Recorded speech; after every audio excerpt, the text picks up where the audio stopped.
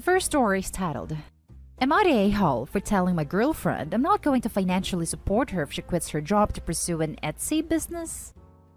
I've, 27 male, been dating my girlfriend, 25 female, for almost a year now. I'm a remote software engineer at Amazon, and she works at an Amazon warehouse. Before we started officially dating, we discussed our finances and decided that we would keep our finances separate and split everything 50-50. I told her before we started dating that keeping finances separate and equal was important to me, and she agreed to it. However, she's lately been mentioning how she wants to quit her job because it's making her miserable and start focusing on her art more. I told her that was a bad idea and that she should at the very least have a different job lined up before she quits her current one, and that she could start her Etsy business as a side hustle on weekends and weekday evenings and then pursue it full-time if it's profitable. She's been passive-aggressive about it to me lately. She thinks because I make enough money to comfortably support us both, she should be able to pursue what makes her happy. I think my suggestions to her problem were reasonable. I don't think she needs to risk her income and dive headfirst into this art thing till it proves to be somewhat profitable. She doesn't even want to apply to any other jobs because she only wants ones where she can do something artsy. Am I the a-hole for saying I'm not going to financially support her if she decides to go forward with such a risky move? Edit. You really don't need to tell me your opinions about whether you think our 50-50 split is fair or not. We're both adults, and she agreed to it. I'm not making her do anything. I don't love my job either, but being financially responsible is important to me. I understand some people think splitting equitably is more fair, and I disagree with that. But that's okay. People can have different opinions and do what works best for themselves. But that's not what I'm really asking about in this post. Now for the top comments before reading the little update. Not a a-hole. Your suggestion to her is perfect. She's extremely immature and entitled. She can of course pursue what makes her happy, but at the end of the day, there are real bills to be paid, and if she can't do that while doing things that makes her happy, she needs to be an adult and keep a job that pays the bill. Absolutely keep your finance separately and don't give in to her request. Also, you have only been dating for almost a year. Imagine her entitlement if you are actually married. Good God. And if you Google advice about making a side hustle your main income, every site will tell you exactly what Opie told his girlfriend. Start slow, build up your available stock and customer base, and only when it actually takes off should you quit your full-time job. She's setting herself up to fail by going all in without anything set up at all.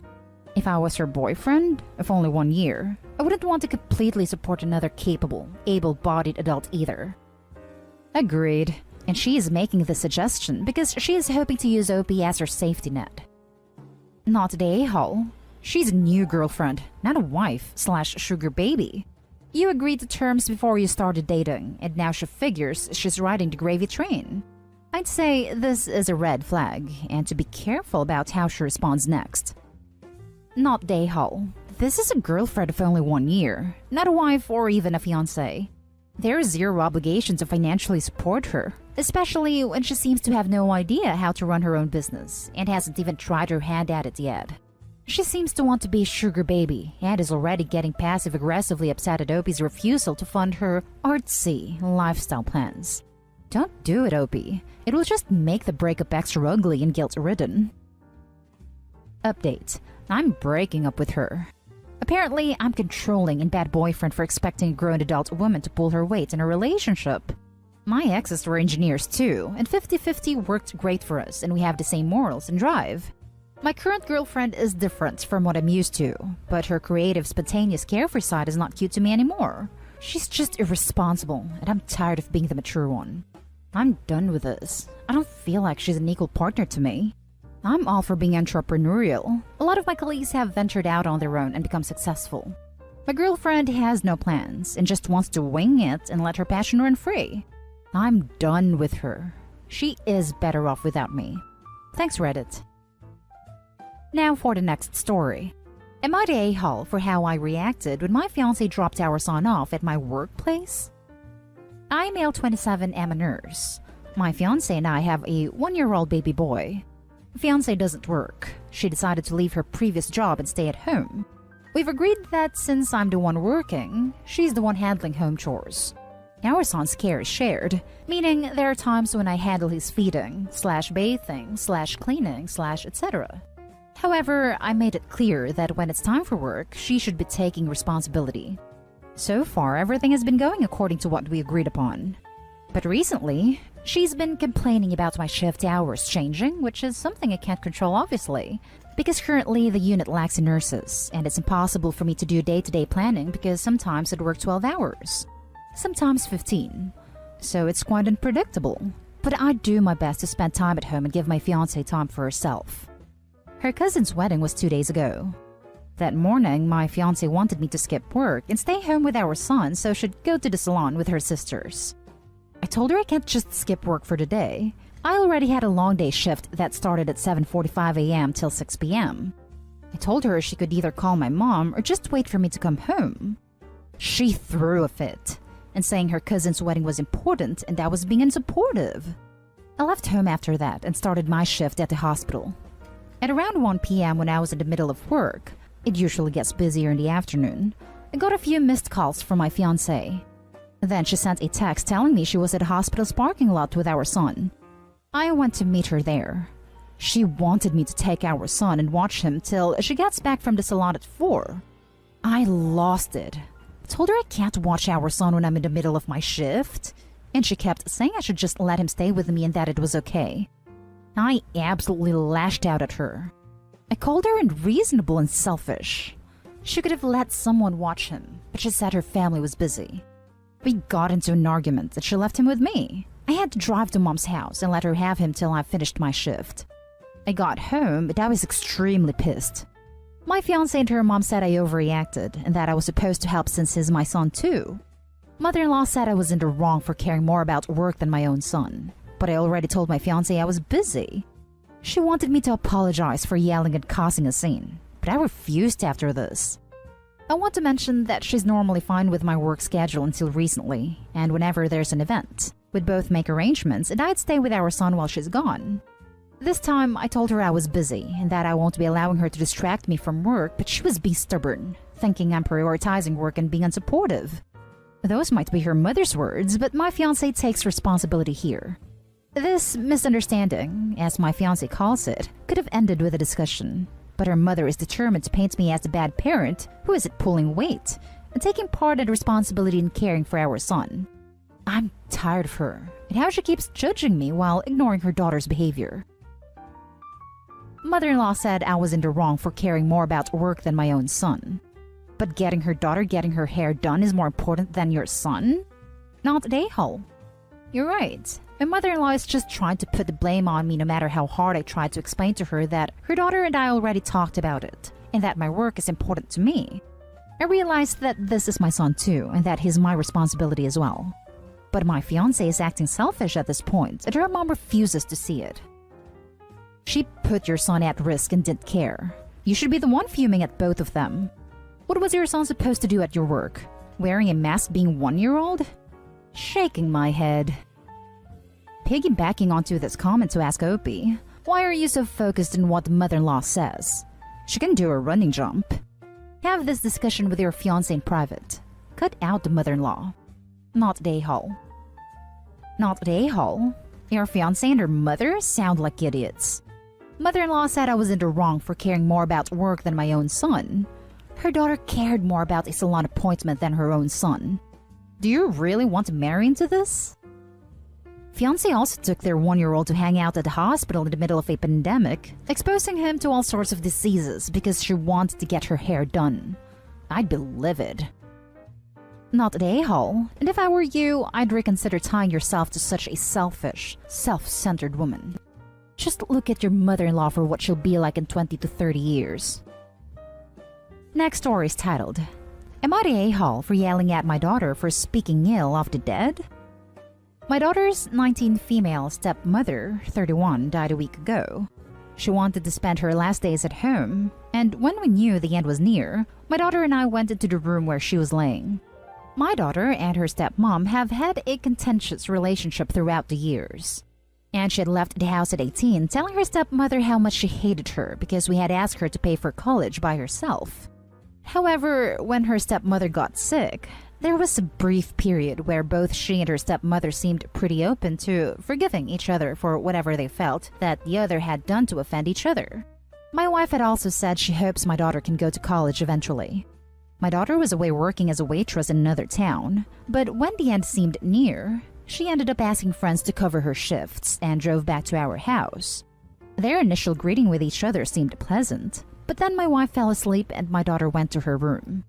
Then a week ago, doctors said she could go at any time. My daughter and I ended up going to her stepmom's room, and when my daughter went to reach for her stepmother's hand, her stepmother moved her hand away. But then her stepmother said to me, "Where is my daughter? I want to see my daughter." When my daughter tried to say something, my wife shook her head and said, "I don't want you here." My daughter walked out, and I brought my younger daughter, 5, in to see her mother. When I went to see my daughter later, she said she acknowledged that her stepmom was probably in a lot of pain. My wife died the next morning. My entire spirit is broken, and planning her burial the way she would have wanted and being with my 5-year-old has been the only thing that's kept me alive. After the small funeral we had, I let my daughter go over to my late wife's sister's home. The rest of the people from my family gathered to talk, including my older daughter. We were talking about how much my wife had to look forward to and how badly we feel for my daughter. My older daughter suddenly snapped and stood up saying, "Can we just get out what everybody except my dad is feeling?" She was a complete and utterly awful person who has done so much to make each of our lives miserable. Are we going to continue to pretend that she's a saint now that she's gone? I flipped out and told my daughter she could leave my house if she wants to continue speaking ill of the dead, and that I couldn't think of anything lower than speaking about someone who can't defend themselves, so she should settle her anger towards my wife on her own. My daughter ended up packing up her things and saying she was leaving. My relatives all got mad at me and asked if I was making talking about what kind of person my late wife was taboo forever. I told them that I didn't want to hear any of it, especially when we just buried her. Am I the a-hole? Now for the top comments. You're the a-hole. I can't imagine what you must be feeling having lost your wife. However, one of your wife's final acts was to cast your daughter aside. Your daughter seems to think that you enabled or allowed a lot of mistreatment by your former wife. I don't know how true that is, but from what you did tell us of her actions, it doesn't sound good. You sound like the kind of father that squashed down mistreatment of your own child, or put your head in the sand so as to not deal with it, and enable your wife's poor treatment of your daughter. Which is what you're doing once again. In fact, the reason this has likely happened is because you permitted your wife to treat your daughter poorly over the years, which built up a lot of resentment. I understand you're grieving the loss of a wife. Again, I can't even fathom that. But you're going to lose a daughter soon too. It's time to start cutting your losses. Unless you deal with this, her way of settling her anger on her own will highly likely be by either cutting you out of her life or having a very frosty relationship with you for a long time. I'm sorry for your loss.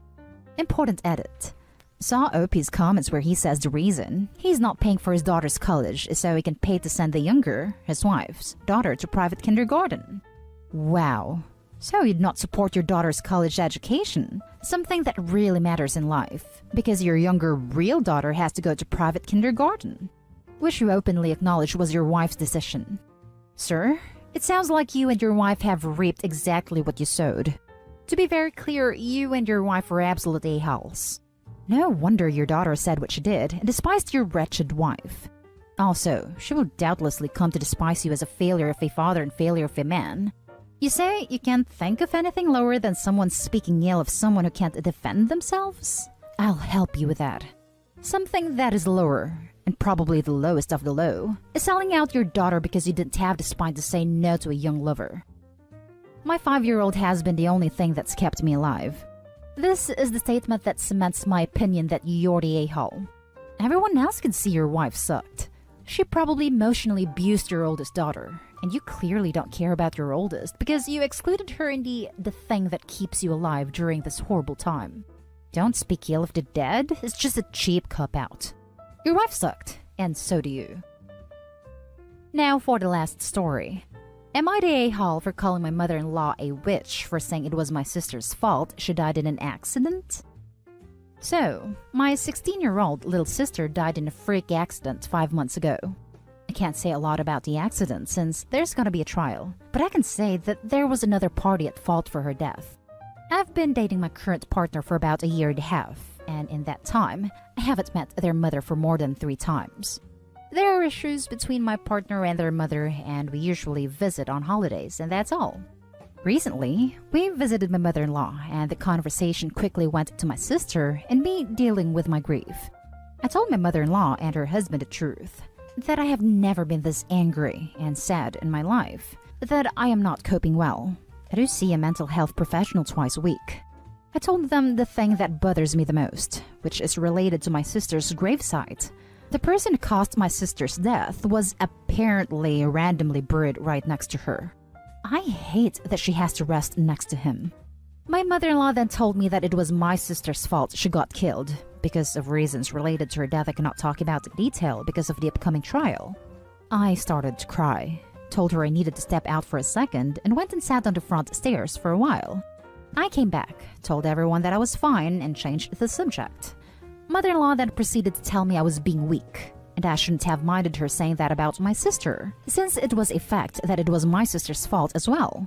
We left. I told my partner I felt like my mother-in-law kinda ambushed me and I felt bad. My partner understood me completely and told me this was the reason they didn't have a relationship with their mother. Later, I told my best friends about this, and they disagreed with me and my partner.